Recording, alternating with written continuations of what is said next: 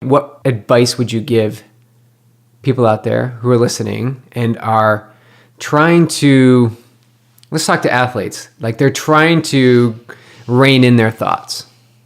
They're trying to maybe take a different perspective on, I'm going to race so hard. I need to hit my time, need to hit my paces. And if I don't, it's a fail. Like I've failed. And I can't believe people are going to see that on social media. So maybe I won't even do the race to begin with. Like, what would you recommend for people to sort of, how can you encourage people to begin to rein in their thoughts in relationship with their thoughts? What's one thing they can do? Sit down and breathe for 5 minutes every day. I was that person. If I didn't PR, it was a failure. If I failed at a workout, like it would ruin the rest of my day. If a guy cut me off or a girl in a car, I'd get pissed off and yell at a person. If someone dropped something in the kitchen at home, I'd be like, oh my God, like, come on. And ever since I just started sitting down even my daughters have noticed the change in me. There was one time where I might have dropped milk and it spilled, and I'm like, oh well. And my older daughter said to me, wow, Mom, usually you freak out. And then my other daughter, who drives in the car with me, has noticed like I'm calm in the car now. So you just have to start by sitting down and then breathing and just being aware of the thoughts coming in. Just start there. And look where I am a year later. I just finished a 50K in 3 days. And a year ago, without meditation, I wouldn't have been able to do that. Jess? As a species in this society, we're completely disconnected from the present moment. Completely disconnected from the present moment.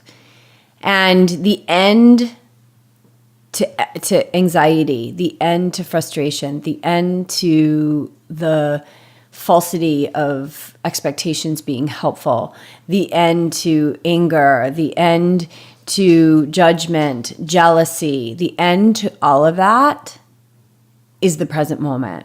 So we have to deepen our connection and our relationship to the present moment.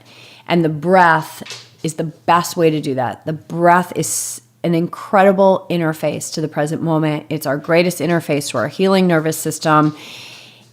It is always happening right now.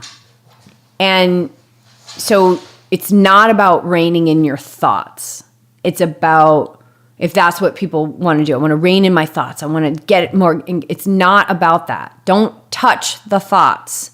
Make space between where your awareness is and where your thoughts are.